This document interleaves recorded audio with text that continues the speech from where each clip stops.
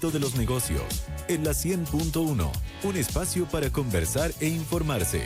Esto es DF en Infinita. Está con nosotros Francisca Guerrero, periodista del DF. ¿Cómo estás?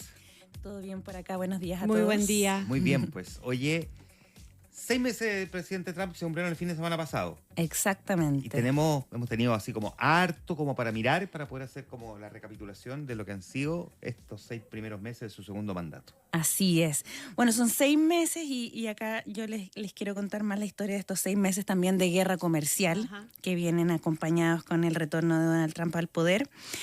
Y bueno, es una guerra comercial que a veces parece un tanto lejana, parece que no va a afectar a tanto a Chile, pero ya tenemos actores nacionales impactados por la guerra comercial y que en Diario Financiero hemos tenido la posibilidad de documentar algunos casos. A ver. El primero que les quiero traer acá es bastante interesante porque tiene raíces históricas súper potentes. Se trata de la planta de neumáticos de Goodyear, que está en Maipú, y que es hija de una política industrial de Pedro Aguirre Cerda, o sea, con hartos años ya en nuestro territorio. Y resulta que esta planta, el 95% de su producción va destinada a Estados Unidos y por lo tanto se ha visto inmediatamente impactada por la guerra comercial, por los aranceles que impone Estados Unidos a Chile, pero también por las políticas de Donald Trump que van detrás de estas aranceles, que es un incentivo a que las empresas produzcan en Estados Unidos mismo. Entonces Goodyear, una empresa con su headquarter allá en Estados Unidos, ha tomado, por ejemplo, la decisión de aumentar su producción en Oklahoma, y eso tiene consecuencias acá en Chile, en la planta de Maipú. Ya han producir más allá que acá. Exacto. Y también con la imposibilidad de que la producción de esta planta se redirija al mercado local. No es capaz Chile de absorber esa producción. Por lo tanto, frente a esa encrucijada, la empresa simplemente está optando por ampliar su producción en Estados Unidos y reducir, en particular está en Chile, lo que ya significa una reducción en venta y también algunos despidos en esa planta. Entonces ahí ya tenemos un caso interesante. Otro que hemos logrado documentar es el de la mayor exportadora chilena de mandarinas, Smith Export. Ahí hablamos con José Martínez Enelo y él nos contaba, bueno, ellos también, el 95% de nuevo de su producción va dirigida a Estados Unidos. Y es interesante este caso porque él comenta que aún con un arancel de 10%, Estados Unidos sigue siendo el mercado más atractivo para las importaciones de los cítricos, porque los precios en Europa y en Asia, los precios a los que podrían acceder son más bajos. Entonces sigue siendo atractivo. Pero él pone igual sobre la mesa que un alza más allá del 10%, que es justamente lo que se está barajando en Estados Unidos como arancel base, ahí después vamos a andar en ese tema, un aumento desde ese 10% ya implicaría un impacto en rentabilidad en sus exportaciones. Por lo tanto, también ese impacto en la rentabilidad sería como un motor, un impulso para explorar nuevos mercados. Esto también va muy en línea con lo que dijo esta semana también en entrevista con Diario Financiero Antonio Walker, el presidente de la Sociedad Nacional de Agricultura, que justamente decía, si va más allá del 10%, vamos a tener que redireccionar las exportaciones de la agricultura nacional. Entonces ahí tenemos otro caso también interesante. Y el otro de una empresa más pequeña, que es Perfect Choice, no sé si ustedes la conocen, que son estas salsas untables sí, perfecto. que hace poquito ya como que se ganaron un lugar en el mercado, todos lo conocemos con salsitas ahí de alcachofa, de pimentón. Bueno, ellos además de tener ya una posición en el mercado nacional, están logrando insertarse todavía en el mercado estadounidense. Por ahora estaban vendiendo a través de Amazon y Walmart.com, y han tenido bastante éxito, por lo tanto ya estaban planificando entrar a mercado, ya ventas directas en tiendas físicas. Sin embargo, estos planes ya se han visto un poco complicados, según comentaba su CEO, que es Rosario Serra. Rosario Serra, ella justamente, que comentaba que ya esos planes igual se ven un poco complicados justamente porque los aranceles van a elevar el costo de producción y también los precios. Entonces ahí ya van a tener que reevaluar, o sea, ahí van como viento en popa ya para expandirse en Estados Unidos y esos planes se ven un poco complicados. Entonces ahí ya tenemos 3 casos de cómo solo con un 10% de arancel para las importaciones nacionales hacia Estados Unidos se ven impactados actores locales y todos avisando, ojo, si es más de 10%, la cosa se nos va a complicar. Y bueno, a este punto llegamos también con un mapa arancelario que se está modificando. Había una tregua que era inicialmente hasta el 9 de julio. Ahora ese plazo se extendió hasta agosto, o sea, ya estamos a puertas de una nueva implementación de aranceles.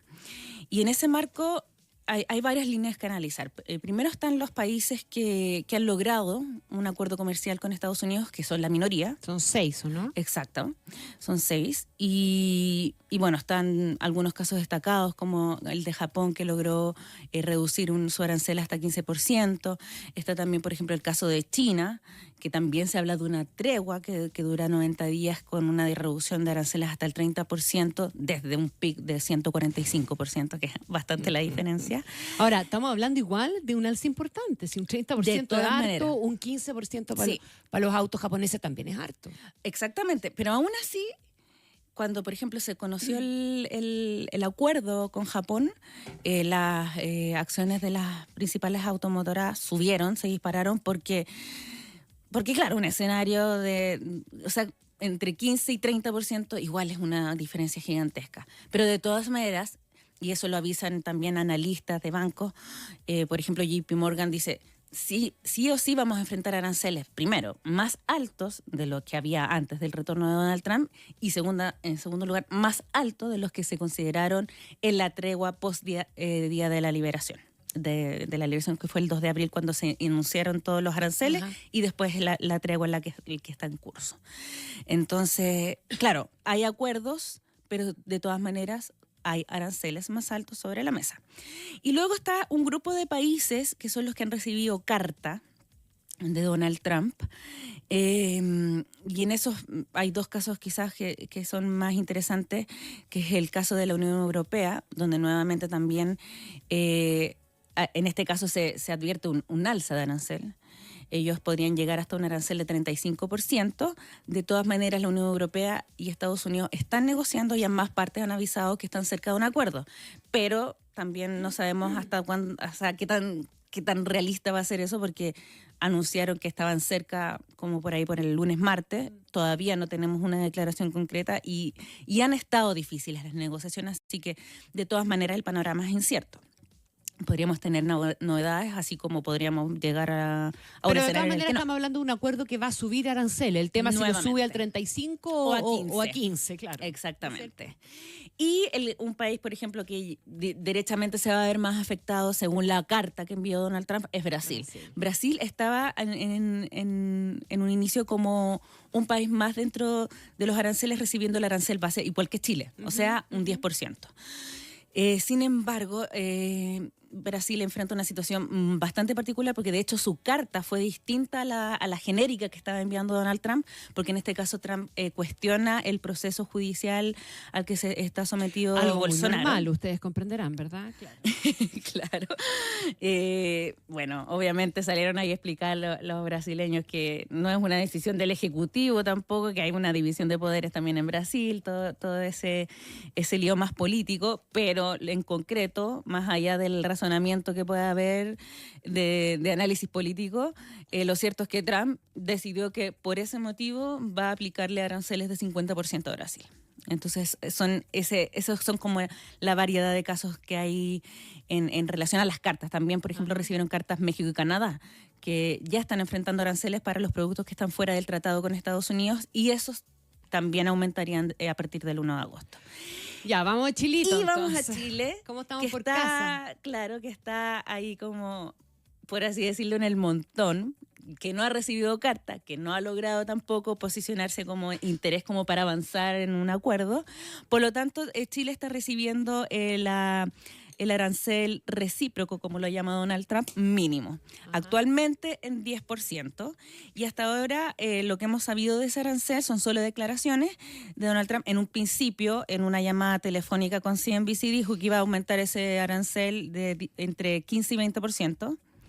Es curioso igual cómo va comunicando siempre Donald Trump, parece de una manera súper liviana y como les comentaba, ya subir a 15% es un impacto importante. Y bueno, lo último que comunicó fue esta semana en un punto de prensa donde también estaba haciendo anuncios sobre inteligencia artificial y dijo que el arancel recíproco mínimo iba a aumentar a 15%.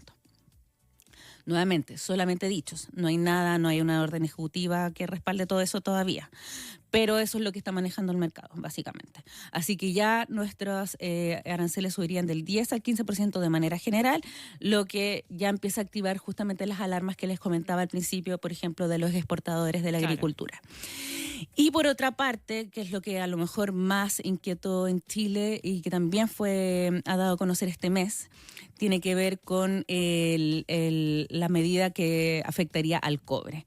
Actualmente el aluminio y el acero están recibiendo aranceles del 50%. Fueron increciendo desde que asumió Donald Trump el poder y fueron una de las primeras medidas arancelarias que él anunció. Y si bien en marzo él dijo que iba a investigar, se iba a abrir una investigación en torno al cobre, lo que ya advertía que podían venir aranceles en la misma línea de estos otros metales, fue en julio donde él dijo que estaba considerando este arancel del 50%. Nuevamente, no tenemos nada oficial más allá de los dichos de Donald Trump y de algunos de sus funcionarios como Bessent y también el que lo está acompañando en la parte comercial, que también reafirmó que estaban considerando el 50%. Ese arancel se da en un área de seguridad de Estados Unidos, se toma como una medida de seguridad nacional.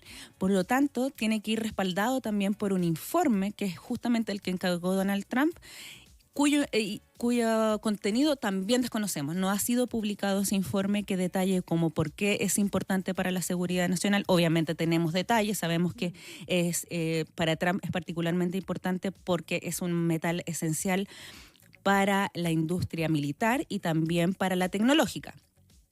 Pero también, o sea, son múltiples las voces que ven esto complicado para Estados Unidos, porque Estados Unidos no tiene la capacidad. Ellos están importando casi la mitad del cobre que necesitan. Y para poder desarrollar todo lo que requieren, todos estiman que se van a demorar aproximadamente 10 años. Entonces, para muchos economistas el cálculo que está haciendo la Casa Blanca no cuadra. Se supone también que no conocemos el detalle del informe porque incluso dentro de Washington hay negociaciones para ver a qué tipo de cobres se le aplicaría este 50%, obviamente para evitar un impacto también en Estados Unidos.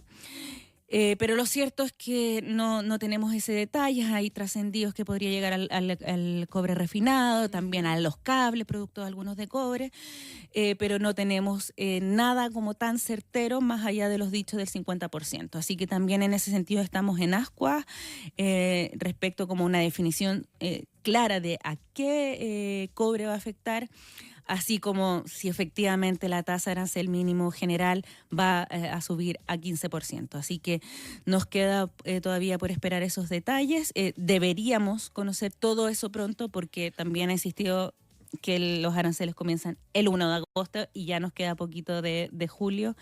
Así que deberíamos ya tener pronto detalles. Deberíamos, pero depende tanto de Trump. Deberíamos, sí, porque también Trump es súper...